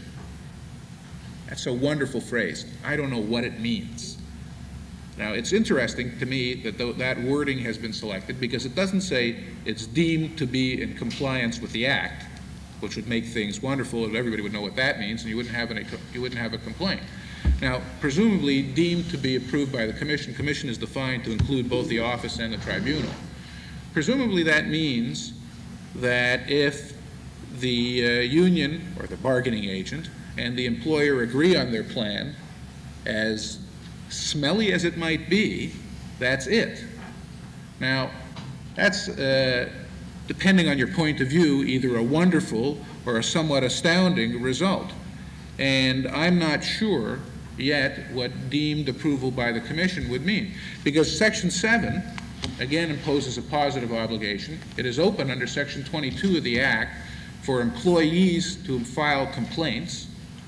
And if, in a hypothetical, the employer and the bargaining agent, I'm sure a bargaining agent for which I do not act, sit down and say, this is too much trouble, we agree that the plan is exactly what we've got now and leave me alone, and they put it in writing. If that's deemed to be approved by the Commission, presumably someone who drafted this legislation thought you couldn't complain about it, does that preclude an employee, and I give you that gross example deliberately, from filing a complaint under Section 7 of the Act to saying that they have violated the duty to achieve pay equity? More important, even if it stops them at that point in time, how long does that deemed approval by the Commission, whatever it means, last? Because there is, quite frankly, in a way many of the other provisions of the Act are written, a roundabout way that the Act suggests there is a continuing duty to monitor the pay equity plan. Section 22(2)A of the Act says that an employee or a trade union or a bargaining agent or somebody can make a complaint that specifically says,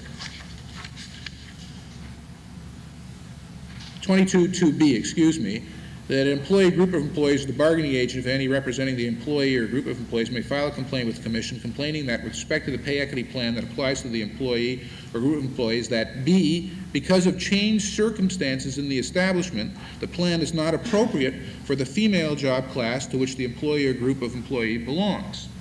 So that suggests to me pretty clearly that the plan, although okay at one point, may not be okay at a subsequent point in time, which suggests to me that if this means anything, that there must be some temporal limit on this deemed approval by the Commission contained in the Act. Talking about temporal limits, Bernie. Two quick points before the temporal hook comes out. That raises the other interesting question of how the Act interrelates, particularly for trade unions, with the Ontario Labour Relations Act, and in particular, the duty of fair representation under Section 68 of the Act. Is this outside? The recent Labour Board decisions have suggested that Section 68 deals strictly with the duty of fair representation in a collective bargaining context. And for example, recent Labour Board decisions have said that there's not a duty of fair representation in representing employees, for example, in WCB hearings or things like that, which would suggest that pay equity is perhaps could be argued to be outside of the purview of the Labour Relations Board and the Labour Relations Act. The problem is that Section 68 talks about negotiating and talks about representing, talks about collective bargaining. That's the scheme that the Act, the Pay Equity Act, adopts for how the pay equity plan is to be achieved in a unionized context. It seems to suggest a parallel. However, you have the deemed approval by the Commission. And if that blocks an employee complaint, well, then maybe you should have a right under Section 68. Or is the answer that under Section 22, an employee to file a complaint alleging a violation of Section 7, the duty to achieve pay equity, or is that blocked, again, by the deemed approval by the Commission? It's even more noteworthy to ponder that question because employees in a unionized context have no opportunity to participate, or more specifically, to file objections to the plan. In a non-unionized context, and we're not going to get to this, and I'll leave it to someone else to speak to this afternoon, there's a whole scheme by which there must be postings, and there must be postings, and those postings then trigger periods for objection, and if those objections trigger amendments, they re-trigger new periods of posting and new periods to object, ultimately triggering either a review officer appointed, ultimately a hearing. Those, in a non-union context, those objecting employees obviously have an opportunity to have input and participation in the plan. That's denied employees in a unionized context because their bargaining agent will do it, theoretically will do it for them. How does that impact on the obligation or the interaction of Section 68? The last point about that is the note that in Section 1310 of the Act, the pay equity plan prevails over the collective agreement, and that the collective agreement is modified, at least insofar as the extent is required, to achieve any pay adjustments that are worked out in the plan. If we're going to say that they have no, if we're going to say that the Section 68 ought not to apply, and the Labor Relations Board ought not to encroach upon the exclusive jurisdiction of the Pay Equity Tribunal, and we're also going to say, but it's deemed to be approved by the Commission, and therefore employees have no avenue of complaint pursuant to Section 7 because it's deemed to approve by the Commission, that may be, depending on your point of view, a wonderful or a horrific result. Thanks very much, Bernie. You I can think we have some conclude. time for questions, do we not? That's part of the agenda. In determining whether you fall within Part 2 or Part 3, do you count only the number of employees within Ontario? Yes. That about wraps it up, doesn't it? No, that's right, just Ontario. Section 1.4 of the Act makes that clear. Yes?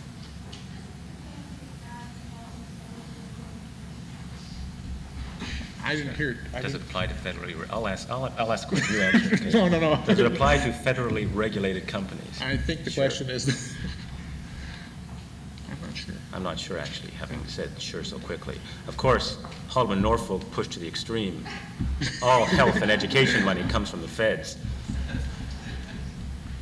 I really don't have an easy answer to that. It's a question of all that stuff on Crown prerogative and Crown immunity and all of that, and the ability of one government to legislate over the other. And you probably get into constitutional questions as to whether this goes to the pith and substance of the core undertaking of the federal activity, and I don't have a simple answer. Does anybody here know have any clients who are in the federal, that sphere, and they're doing anything?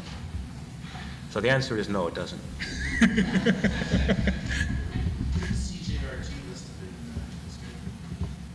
Yes, it is.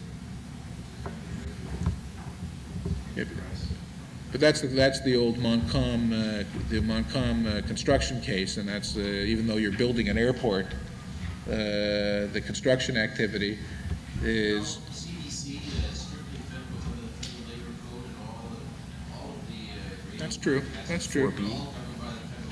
Yeah, true. That's true. So if you if anybody here is looking to act for CGRT, they can ultimately move to have this regulation stricken as ultra vires. We have the answer here. No, it's just that question becomes particularly important for something like a plain one, for example, it's not federally regulated subsidiary companies, broadcasting, for example, and provincially regulated print publishing companies. Yeah. I think that mixed situation also arrives with the count. Those employers who have some public sector aspects, what becomes public sector here as well as private sector, with Haldeman Norfolk. If they're one employer, do they have to comply by Jan 190, or can they comply by 91, 92, depending upon the count? I think there are a lot more problems with Haldeman Norfolk than at first blush appear. That's my sense. Well, thank you very much.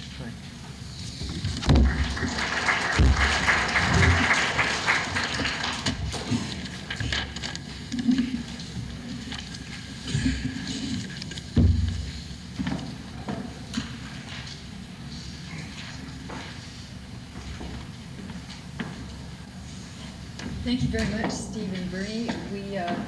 We have this morning clear evidence of 1,000 unanswered questions, and I'm sure that you will all negotiate the answers as opposed to litigating these various disputes.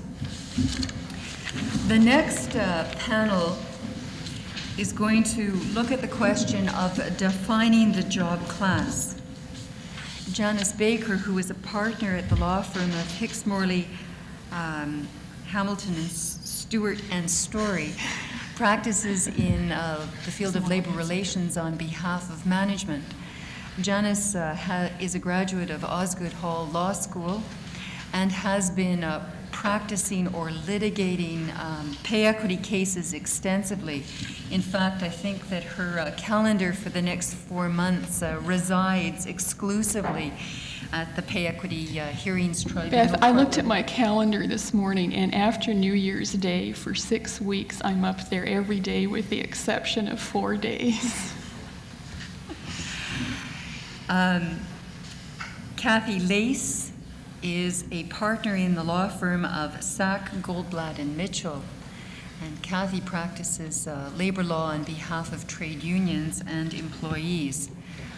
Cathy has been active in a wide range of issues, including equality matters, and has done some work on pay equity issues for her clients. The issue of job class is obviously an important issue in a variety of settings. Who's agreed to go first? I'm the lucky victim. Thanks, Beth. When initially I heard what our topic was, my heart sank and I thought, uh-oh, defining the job class. On the surface, it doesn't sound like a scintillating topic, but upon reflection, when you think about it, the grouping of employees into one particular job class or another is one of the basic tools given by the Act in achieving pay equity. And therefore, the defining of the job class is crucial to what may involve the unpacking of the employer's compensation system and then the reconfiguration of that compensation system in order to limit gender bias and to reconstruct a system that is gender neutral. Now, in fact, I don't even like to think of it as defining the job class, and I'm going to reveal my bias as someone who works principally with unions, and to say I prefer to think of it as negotiating the job class. The Act gives us a number of tools, and there are a number of issues that I'm going to go through in terms of the definitions of how job classes are to be defined, classified. And the term, to me, definition suggests that there is this a priori truth that is there to be discovered, and that when you know all the facts, automatically the appropriate job class will present itself. And what I'm hoping to suggest to you is that the issue is not that simple. There are a number of options, and depending on the circumstances and perhaps your union's collective agreement or the kinds of things that you want to achieve, there may be a number of options, and some of them are better than others, and some may be more or less the same. But if you go away with anything from what we have to say or from what I have to say, I'd like you to go away thinking about the kinds of options that you or your client will have when it comes to putting this all together. The definitions are obviously where you start, and there is, at this particular moment, very little jurisprudence from our hearings tribunal as to the content of these definitions, and no sort of guidance as to the contentious areas. Now, Janice is going to talk about one particular case that, in a sense, draws all these threads together and helps illuminate the contentious areas. And And we may well get an answer from the hearings tribunal on that. But at this point, we're going without that guidance. So let me first take you through very quickly the definitions. And basically, all you need to know is in Section 1 and Section 6. There's a definition of job class in Section 1. It's defined to mean those positions in an establishment that have similar duties and responsibilities and require similar qualifications, are filled by similar recruiting procedures, and have the same compensation schedule, salary grade, or range of salary rates. Now, I just want you to remember, just keep in mind the word similar. I'm going to get back to that when I talk about some specific examples. Then you have your definition of female job class, except where there has been a decision that a job class is male is described in Clause B of the definition of the male job class. A female job class is a job class in which 60% or more of the members are female, or a job class that a review officer or the hearings tribunal has decided is a female job class, or a job class that the parties have agreed is a female job class. And again, I'll be getting back to that somewhat cryptic definition in a minute. The male job class is given a similar definition, except that a male job class is a job class in which 70% or more of the members are male. There are a couple of other points to recall in sections 1, sub 5, 6, and 7. I'll get back to them. The other very important concept to keep in mind is the whole concept of the group of jobs, and that is addressed in Section 6, subsection 6 to 10. And I'll just read to you right now the definition in 610. In this section, group of jobs means a series of job classes that bear a relationship to each other because of the nature of the work required to perform the work of each job class in the series, and that are organized in successive levels. And again, while that doesn't immediately have any contact with reality, there are a number of situations in which the group of job concept is extremely useful, and I'll get to those in a minute. Now, the issue I really want to address is, as the bargaining agent, or in my case, as the lawyer for the bargaining agent, what are the likely problems that you're going to encounter with respect to the job class? What's the strategy? What are you trying to do? What's going on here? And I think, first of all, the situation you have to address is the situation in which you will always be dealing with an existing compensation scheme of some sort. Or you may, if you are dealing with a large public employer, which is primarily our focus these days, you may well be dealing with an existing evaluation plan, job evaluation scheme. And that may have resulted in a situation where the employer has, or the employer's consultant, has created a compensation scheme which bans, that's a B-A-N-D-S, not B-A-N-S, a number of jobs together in one band for compensation purposes. Okay, now this might well include a situation in which jobs involving very disparate functions are banded together for the purposes of compensation. And the first question is, how do you deal with that? Well, in any